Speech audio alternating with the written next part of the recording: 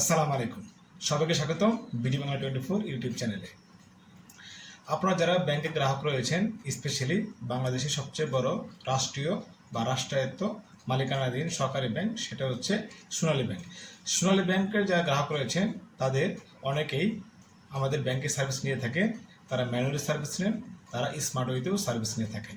এই ম্যানুয়াল হোক আর বা স্মার্ট ওয়েতে হোক, অর্থাৎ বিভিন্ন অ্যাপসের ভিত্তিক সার্ভিস হোক, এক্ষেত্রে আপনার বিভিন্ন সমস্যার সম্মুখীন অনেক সময় হতে দেখা যায়।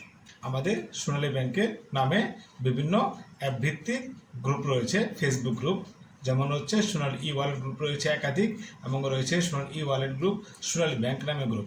এগুলোর ম্যাক্সিমাম গ্রুপ হচ্ছে আমাদের আনঅফিসিয়াল গ্রুপ। এই গ্রুপগুলো সাধারণত পরিচালিত হয় বিভিন্ন কাস্টমারদের সমস্যা এবং সমাধানগুলো সহজে প্রদান করার জন্য। তো এই বিষয়ে আমার একটু উদ্যোগ রয়েছে, আমি চেষ্টা করব আপনাদের বিভিন্ন সমস্যার এবং সমাধানের ইনস্ট্যান্ট উত্তর দেওয়ার জন্য। আমরা গ্রুপগুলোতে যেটা হয় সেটা হচ্ছে, আপনার কোনো একটা সমস্যায় পড়লে আপনি যদি গ্রুপে পোস্ট করেন, তাহলে সেটা অ্যাপ্রুভ হওয়ার পরে আপনাকে ওয়েট করতে হয় আপনার এই সমাধানটা কি হতে পারে। কিন্তু আমি ইউটিউব চ্যানেলে আপনাকে নিয়মিত দেখানোর চেষ্টা করব আপনার কি কি সমস্যার কি কি সমাধান, অর্থাৎ কোন সমস্যার কি সমাধান হবে সেটা আপনি ইনস্ট্যান্ট জানতে পারবেন। আপনি চাইলেই আপনার ভিডিওটি দেখার মাধ্যমে আপনার সমস্যার কাঙ্ক্ষিত সমাধানটি, সম্ভাব্য সমাধানটি আপনি পেয়ে যাবেন এবং আপনার টেনশন মুক্ত হবেন। কাস্টমারদের হরেক রকম প্রশ্ন থাকে, কিন্তু আমি চেষ্টা করব আপনাদের বিভিন্ন গ্রুপ থেকে যেগুলি প্রশ্ন সাধারণত আমাদের সম্মানিত গ্রাহক এবং যারা ফেসবুক ইউজার রয়েছেন তারা পোস্ট করে থাকেন, তাদের সমস্যাগুলোই আমি এখানে উত্তর দেওয়ার চেষ্টা করব। এখানে সুবিধাটা হলো, একজনের সমস্যা 10 জনের উপকার। এমন হতে পারে এই সমস্যাটি অন্য কেউ পড়তে পারে। আমি চেষ্টা করব যতগুলি সম্ভব প্রশ্নের সম্ভাব্য উত্তর দেওয়ার, আর যে সমস্ত প্রশ্নের উত্তর আমার কাছে নেই সেটা আমি চেষ্টা করব উত্তরটা জেনে তারপরে একটি ভিডিও তৈরি করার। আসুন আমরা দেখি আজকে আমরা কি কি প্রশ্নের উত্তর দিতে চলেছি। এনপিএসবি করতে গিয়ে তারা বিভিন্ন সমস্যার সম্মুখীন হয়। তা দেখা যায় এনপিএসবিটি কোনো সফল হয় নাই। সফল না হলে কি করণীয়, কেন সফল হলো না, কেন এনপিএসবিটাতে ওই টাইমে সফল হলো না, ইত্যাদি প্রশ্নের উদ্যোগ হয়। এবং ফেসবুকে যে পোস্টগুলো দেয় সেখানে অবশ্যই টেনশনে একটা ছাপ থাকে যে আমার টাকাটা লস হয়ে গেল কিনা। আসুন দেখি কেন এনপিএসবিটা এমন হচ্ছে। এনপিএসবি একটা আমি পোস্ট পেয়েছি, সেটা হচ্ছে ট্রানজেকশন এনপিএসবি ফেল। এখানে লেখা আছে যে apologies for the inconvenience. If the transaction indeed failed, you will be automatically refunded after 3 working days. No further action is required on your part.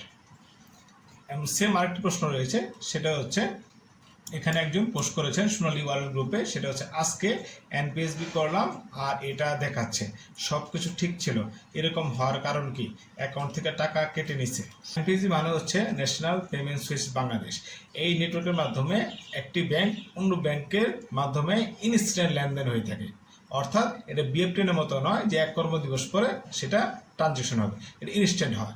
এখানে নেটওয়ার্কটা এনপিএসবির মাধ্যমে হয়ে থাকে। এখন মনে রাখবেন, যদি কোনো কারণে এনপিএসবিটা আপনার নেটওয়ার্কে বন্ধ থাকে, তখন কিন্তু সারা বাংলাদেশের সকল কাস্টমারকে এনপিএসবির যে বন্ধ রয়েছে বা অমুক সময় বন্ধ থাকবে, এত ঘন্টা বন্ধ থাকবে, সেটা কিন্তু এসএমএসে জানিয়ে দেওয়া হয়। তারপর অনেক সময় দেখা যায় আমাদের সম্মানিত গ্রাহকগণ এই এসএমএসগুলো হয়তো দেখতে পারেন না, কিন্তু বন্ধের সময়, স্পেশালি বন্ধের সময় তারা এনপিএসবি করে থাকে। এর মানে এই নয় যে যখন বন্ধ থাকে তখন শুধু ফেলড হয়, সেটা তা নয়। বিষয়টা হচ্ছে, যখন আপনার এই নেটওয়ার্কটা দুর্বল থাকে বা কোনো একটা সমস্যা হয়, তখন রানিং টাইমে, অর্থাৎ যখন এনপিএসবি নেটওয়ার্কটা সচল রয়েছে তখনই সমস্যা হতে পারে। এক্ষেত্রে কাস্টমারদের করণীয় হচ্ছে, আপনি অধৈর্য হবেন না, আপনার 3 কর্মদিবসের ভিতরে আপনার টাকাটা ফেরত আসবে এবং আপনাকে কোনো কমপ্লেন দিতে হবে না। এনপিএসবির সুবিধাটা হচ্ছে আপনার এখানে কমপ্লেন দেওয়ার কোনো প্রয়োজন নেই। অনেকে, আমি এই পোস্টটাও দেখেছি, সেটা হচ্ছে তারা বলে যে আমার তো 3 দিন হয়ে গেল, এখনও তো টাকা জমা হয়নি। যেমন গত ঈদের একটি ঘটনা, যেখানে 5-6 দিন বন্ধ ছিল, ঈদের 1 দিন বা 2 দিন আগে এনপিএসবি করেছে এবং তিনি পোস্ট করছে যে আমার তো 3 দিন বা 4 দিন হয়ে গেলো, এখন টাকা ফেরত আসেনি। তার কিন্তু একটু বুঝতে ভুল হয়েছে, সেটা হচ্ছে এনপিএসবিটা কিন্তু ফেরত আসবে 3 কর্মদিবসের ভিতর। যদি কোনো কারণে চলে না আসে, দেন আপনাকে কমপ্লেন করতে পারেন। আমাদের কল সেন্টার রয়েছে 16639।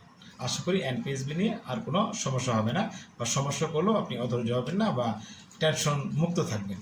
আসুন পরবর্তী প্রশ্ন দিকে যাই। পরবর্তী প্রশ্নটি হচ্ছে, আমাকে অনেকেই প্রশ্ন করে, সেটা হচ্ছে আমাদের অ্যাপসের মাধ্যমে লোনের টাকা জমা দেওয়া যাবে কিনা, স্পেশালি যাদের পার্সোনাল লোন থাকে তারা লোনের টাকাকে অ্যাপসের মাধ্যমে দিতে পারবেন কিনা। হ্যাঁ, আমাদের লেটেস্ট আপডেট যে ভার্সনটি রয়েছে সোনালী ই ওয়ালেটের, সেটার মাধ্যমে আপনি সহজেই আপনার লোনের কিস্তি আপনার পার্সোনাল অ্যাকাউন্ট হোক, পার্সোনাল লোন হোক বা অন্য কোনো লোন হোক, সেখানে আপনি জমা দিতে পারবেন। এটা নিয়ে বিস্তারিত ভিডিও এখন বানানো হয় নাই, যারা জানে না তাদের জন্য আমি খুব দ্রুতই নতুন একটি ভিডিও বিস্তারিত জানিয়ে দিব কীভাবে আপনার এই লোনের কিস্তিটা আপনি জমা দিতে পারবেন। আসুন নেক্সট প্রশ্নের দিকে যাই। মোহাম্মদ ইলিয়াস হোসেন নামে সোনালী ওয়ালেট গ্রুপ একটি পোস্ট করেছেন, আমি দেশের বাইরে থাকি এবং যে সিম দিয়ে অ্যাপস খুলেছি সেই সিমও আমার কাছে, এখন ওটিপি কীভাবে বের করব, পরামর্শ চাই। এখানে সমাধান কি? এক সমাধানটা হলো, আপনার যদি আপনার যে মোবাইল দিয়ে আপনি অ্যাপসটি খুলেছেন সেই মোবাইলটি যদি বাংলাদেশে থাকে, তাহলে আপনি বাংলাদেশ থেকে ফোন করার মাধ্যমে সেই ওটিপি নিয়ে আপনি লেনদেন করা যেতে পারে।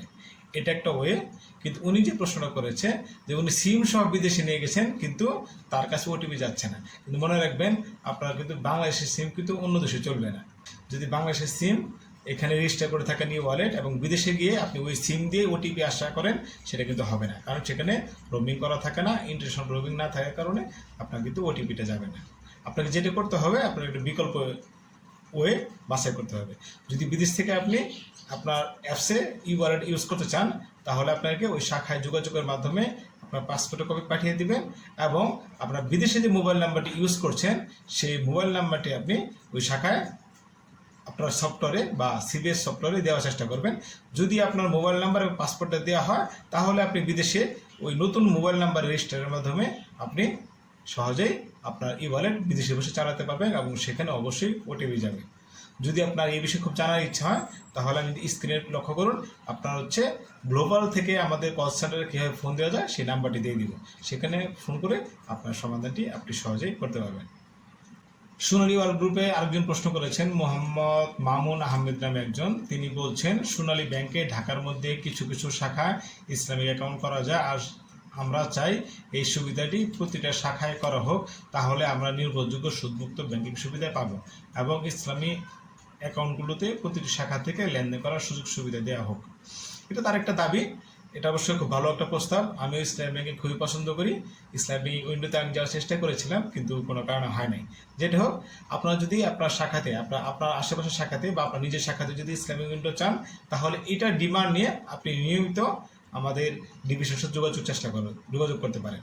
স্পেশালি আপনি যদি যান তাহলে কল সেন্টারে ফোন দিয়ে বলেন আমাদের এখানে অবশ্যই ইসলামী ব্যাংক চালু করা হোক। যদি আপনার শাখায় ইসলামিক উইন্ডো না থাকে, আপনার বারবার বা আপনাদের অসংখ্য গ্রাহক যদি থাকেন, তারা যদি নিয়মিত ওখানে ফোন দেন বা যোগাযোগ করেন, তাহলে আশা করি ডিভিশন তারা উদ্যোগ নেবেন আপনার ওই শাখাতে ইসলামিক উইন্ডো স্থাপন করার। মনে রাখবেন, ইসলামিক উইন্ডো একটা আলাদা সেকশন যেখানে সকল ফাংশনই হয়। সেখানে চাইলে কিন্তু অনেকগুলি এমপ্লয়ি দেওয়া যায় না, একজন এমপ্লয়িকেই একজন এমপ্লয়িকেই অনেকগুলি কাজ করতে হয়। তাই ডিভিশন চাইলেই সহজে একটি শাখাতেই ইসলামিক উইন্ডো পরিচালনা করতে পারে না। তারপরেও আপনারা যদি ডিমান্ড ক্রিয়েট করেন, আপনারা যদি আগ্রহ দেখান যে সেখানে ইসলামিক উইন্ডো থাকা উচিত, তাহলে অবশ্যই ডিভিশন এই বিষয়ে আশা করি পজিটিভ চিন্তা ভাবনা করবে।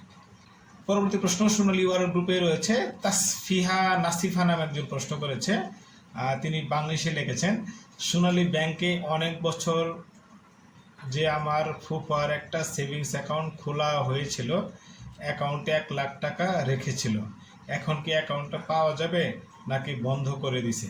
বন্ধ করলে টাকাগুলো কি পাওয়া যাবে? হ্যাঁ, উনি একটা প্রশ্ন করেছেন, তার একজন আঙ্কেল, তার একটা অ্যাকাউন্ট অনেকদিন আগে ছিল এবং সেখানে বেশ কিছু টাকাও ছিল এবং সেই অ্যাকাউন্টটি তারা এখন হারিয়ে ফেলেছেন। তাহলে আপনার টাকাটা পাওয়া যাবে কিনা, কিংবা তার অ্যাকাউন্টে পাওয়া যাবে কিনা, তার অ্যাকাউন্টটি বন্ধ হয়েছে কিনা।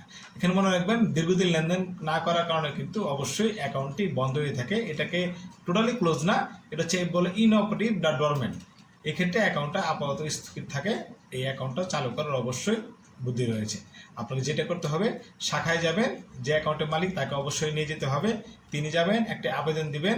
যদি ব্যাংক চায় তাহলে আপনার এই অ্যাকাউন্টটিতে আপনার তথ্য সংগ্রহের জন্য গ্রাহকের এনআইডি কপি চাইতে পারে, আপনার চাইতে পারে হচ্ছে নমিনির ছবি, নমিনি আইডি কার্ড। অনেক সময় পুরাতন অ্যাকাউন্টগুলোতে আপনার নমিনি থাকে না বা নামটাও কিছুটা ভুল থাকে। এই ক্ষেত্রে করণীয় হচ্ছে আপনার নিজের ছবি, আপনার এনআইডি কার্ড, আপনার নমিনির ছবি, নমিনি এনআইডি কার্ড নিয়ে শাখায় যোগাযোগ করুন। আর অল্প কিছু টাকা আপনাকে ব্যাংকে জমা দিতে হতে পারে জাস্ট অ্যাকাউন্টটা রানিং করার জন্য, এটা কোনো মোটেও খরচ নয় এবং অ্যাকাউন্টে অবশ্যই পাওয়া যাবে। আপনার যদি মনে করেন যে অ্যাকাউন্টটি আপনার কোনোভাবে পাওয়া হচ্ছে না, বা আপনারা খুঁজে পাচ্ছেন না, তাহলে শাখা যোগাযোগ করুন। তার এনআইডি, তার মোবাইল নাম্বার, তার নাম যে কোনো ওয়েতে হোক তার অ্যাকাউন্টটি খুঁজে দেওয়ার চেষ্টা করবে। আশা করি আপনি এই সমাধানটি আপনি সহজে পাবেন।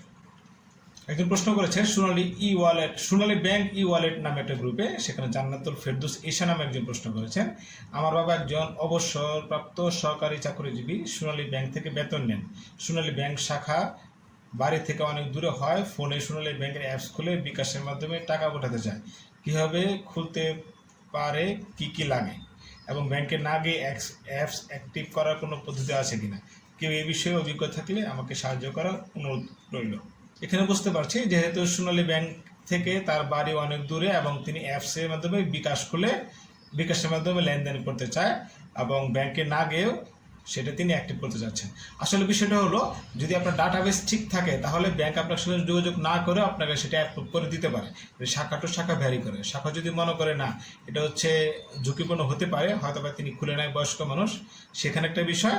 আর শাখা নর্মালি যেটা করে বা আমাদের শাখাতে যেটা হয়, আপনার বিকাশ এবং হচ্ছে আপনার অ্যাকাউন্টে যদি ডাটা সেম থাকে, এনআইডি বা এসআইডি মোবাইল নাম্বার সেম থাকে, তাহলে আমরা রিকোয়েস্ট জমা হলে সেটা অ্যাপ্রুভ করে দিই। নর্মালি এটাই করা হয় যদি আমাদের কোনো প্রকার সন্দেহ না হয়। আর যদি বয়স্ক হয়ে থাকে তাহলে বেটার হবে আপনার হচ্ছে শাখায় গিয়ে আপনি এই বিষয়টা ম্যানেজারকে অবহিত করুন যে আমি এটা বিকাশে রেজিস্টার করবো, আমার কষ্ট করে মানে আমাদের অ্যাপ্রুভ করে দেবেন, তাহলে আর কোনো সংকোচ থাকে না। আর একটা উপায় বলে দিই, আপনার বিকাশ যেহেতু অ্যাপ্রুভ করতেই চাচ্ছেন, এই ক্ষেত্রে কাস্টমারদের সুবিধা হলো বিকাশ কিন্তু খরচযুক্ত, আপনার কিন্তু নিয়মিত খরচ হবে। 10,000 টাকা তুলতে যাবেন, আপনি দেখবেন আপনার 18.5 টাকা নেই বা 14.5 টাকা নেই, ঠিক আছে। এক্ষেত্রে আপনার উপায় হচ্ছে, ভালো উপায় হচ্ছে আপনি শাখায় কথা বলে কনভিন্স করে এটিএম কার্ড নেওয়ার চেষ্টা করুন, 1 নাম্বার 2 আপনি অ্যাপস রেজিস্টার করার চেষ্টা করুন। সন্তানরা যদি অ্যাপস ইউজ করলে যদি গার্জিয়ানের সমস্যা না হয়, সেক্ষেত্রে বুদ্ধিমানের কাজ হচ্ছে আপনার হচ্ছে অ্যাপস ইউজ করা, সোনালী ই ওয়ালেট যেটা ফ্রি।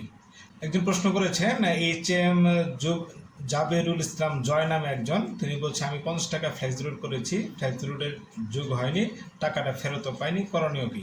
হ্যাঁ, এই সমস্যাটি যদিও আমার শাখাতে এ পর্যন্ত হয় নাই গত 2-2.5 বছরে, কিন্তু এই সমস্যাটি কিছু কিছু ক্ষেত্রে হয়। এক্ষেত্রে আপনার আমাদের কল সেন্টারে কমপ্লেন দিতে পারেন 16639, অথবা যদি শাখায় যোগাযোগ করেন সেখানেও তারা হচ্ছে একটি কমপ্লেন এন্ট্রি করে সেটা ইডেক্স নামে একটা সফটওয়্যারে এন্ট্রি দিবে। আশা করি দ্রুত আপনার টাকাটা ফেরত আসবে, এটা টাকা লস হওয়ার কোনো চান্স নেই। সোনালী ই ওয়ালেট গ্রুপে আপনি প্রশ্ন করেছেন, আচ্ছা কেউ যদি ওয়ালেটের মোবাইল নাম্বার চেঞ্জ করতে চায় সেক্ষেত্রে সিবিএস আপডেটের পর করণীয় কি? এটা তাপস মজুমদার নামে একজন প্রশ্ন করেছে, বোঝা যাচ্ছে এটা হচ্ছে একজন স্টাফ হতে পারেন, তার প্রশ্নের ভাষা থেকে তাই মনে হচ্ছে যে আচ্ছা কেউ যদি ওয়ালেটের মোবাইল নাম্বার চেঞ্জ করতে চায় সেক্ষেত্রে সিবিএস আপডেটের পর করণীয় কি? সিবিএস আপডেটের পর করণীয় হচ্ছে, এখন সিবিএসটা যেহেতু কাস্টমার নর্মালি জানে না সিবিএসটা কি জিনিস, স্টাফের সাধারণত জানে সিবিএসটা কি জিনিস। সিবিএস হচ্ছে আমাদের অ্যাকাউন্ট যে পরিচালিত হয় সেটা একটা সফটওয়্যার, এই মাদার সফটওয়্যারের মাধ্যমে সকল কিছুর তথ্য থাকে। এখন যদি মোবাইল নাম্বার চেঞ্জ করার প্রয়োজন হয় তাহলে জাস্ট মোবাইল নাম্বার যদি চেঞ্জ করেন কাস্টমার, সেক্ষেত্রে আপনার কাস্টমার কাজ হচ্ছে পরবর্তীতে শুধু নতুন যে নাম্বারটি দিয়েছেন সেটা দিয়ে ই ওয়ালেটে রেজিস্টার করা, আর কোনো কাজ নেই। তবে তার একটা কথা হচ্ছে, মোবাইল নাম্বার চেঞ্জ করার আগে অবশ্যই আগের যে মোবাইল নাম্বারটি দিয়ে ই ওয়ালেট খোলা রয়েছে সেই ই ওয়ালেটে কিন্তু অবশ্যই ক্লোজ করতে হবে। যদি যারা স্টাফ তাদেরকে জন্য বলছি, ই ওয়ালেটটা কিন্তু অবশ্যই আগে ক্লোজ করে নেবেন। ওই নাম্বার যতদিন ক্লোজ না হবে আপনি কিন্তু নতুন কোনো নাম্বার চেঞ্জ করলেও সেই নাম্বারে কিন্তু ওই অ্যাকাউন্টটি আর রেজিস্টার করা যাবে না, এটা মনে রাখতে হবে। আশা করি যারা গ্রাহক এবং যারা স্টাফ এই বিষয়টা আপনারা সহজে বুঝতে পেরেছেন। নেক্সট কোয়েশ্চনে যাব। সোনালী ই ওয়ালেটে ফরহাদ হোসেন নামে একজন প্রশ্ন করেছেন, আসসালামু আলাইকুম। ওয়ালাইকুম আসসালাম। আজকে সোনালী ব্যাংকে এনপিএসবি করলাম কিন্তু টাকা ঢুকলো না, চিন্তায় আছি কিভাবে সমাধান পাবো। এই দেখেন আমি যেটা বলি সেটা হচ্ছে, টাকা যখন পকেট থেকে চলে যায় তখন কিন্তু গ্রাহকদের মনে অনেক দুশ্চিন্তা তৈরি হয় বা টেনশন কাজ করে। এই যে এনপিএসবি করতে গেছে এনপিএসবিটা হয়নি। বেশিরভাগ ক্ষেত্রে আমরা যেটা খেয়াল করি আমাদের মোবাইলেও আসে, বন্ধের সময় স্পেশালি শুক্র শনিবার এই সময় দেখা যায় এনপিএসবিটা অনেক সময় বন্ধ থাকে, আবার অনেক সময় দেখা যায় এই টাইমের নেটওয়ার্কটা বন্ধ থাকে। এই টাইমের নেটওয়ার্ক যে বন্ধ থাকবে, এনপিএসবি যে বন্ধ থাকবে সেটা কিন্তু অবশ্যই এসএমএস দিয়ে প্রত্যেকটা গ্রাহককে জানানো হয়। কিন্তু তারপরে অনেক সময় দেখা যায় গ্রাহকগণ, সম্মানিত গ্রাহকগণ তারা হয়তো বা এসএমএসটা খেয়াল করে নেয় কিন্তু ওই বন্ধের সময় এনপিএসবি করতে যায়, তখন কিন্তু এই সমস্যাটা হয়। এক্ষেত্রে সমাধানটা আগেই যেটা বললাম শুরুর দিকে বলেছি, আপনার এনপিএসবি করলে কোনো কারণে যদি টাকাটা না যায়, সেটা বন্ধের সময় হোক বা যে সময় হোক, আপনার নেক্সট পরবর্তী 3 কর্মদিবসের ভিতরে কিন্তু আপনার টাকাটা চলে আসবে। যদি না আসে সেক্ষেত্রে আপনি অবশ্যই আমাদের কল সেন্টারে ফোন দিলে বা কমপ্লেন দিলে তার একটা ব্যবস্থা নেবেন। শুধু মনে রাখবেন আপনার টাকা কিন্তু কখনোই লস যাবে না। তো মোটামুটি আজকে এই কয়টা প্রশ্নের উত্তর দেওয়ার চেষ্টা করলাম। সামনে আরও বেশ কিছু প্রশ্ন উত্তর দিব। আর বেশি সবগুলো প্রশ্নই কালেকশন করা হবে ম্যাক্সিমাম ক্ষেত্রে, সেটা হচ্ছে আপনাদের বিভিন্ন ফেসবুক গ্রুপ থেকে, সোনালী ওয়ালেট, সোনালী ব্যাংক ই ওয়ালেট, সোনালী ই সেবা, এই সমস্ত গ্রুপ থেকে প্রশ্নগুলো কালেকশন করে আমি উত্তর দেওয়ার চেষ্টা করব, যাতে আপনাদের এই বিষয়গুলো জানা থাকলে আপনার পোস্ট করে অ্যাপ্রুভের ওয়েট করতে হবে না বা কারো কমেন্টের ওয়েট করতে হবে না। আপনি সহজেই আপনি নিজেই সমাধানটা খুঁজে পাবেন। আর মনে রাখবেন, ব্যাংকিং সার্ভিস নিয়মিত সহজ সরল হচ্ছে। আপনি অ্যাপস ভিত্তিক লেনদেন করুন এবং চেষ্টা করুন সেবাগুলো যত দ্রুত সম্ভব সেটা নেওয়া যায় ন্যূনতম সময়। পরবর্তী ভিডিও দেখার জন্য আমন্ত্রণ রইল। আমরা চেষ্টা করব আগামীতে আরও 8-10টি প্রশ্নের উত্তর দিতে। একবার যদি শিখে ফেলেন আমাদের এই সেবাগুলো বা সমস্যার সমাধানগুলো, তাহলে কিন্তু আপনার ম্যাক্সিমাম ক্ষেত্রে আপনার ব্যাংকে যেতে হবে না, আপনি ঘরে বসে আপনার সমাধানগুলো পেয়ে যাবেন। আসসালামু আলাইকুম।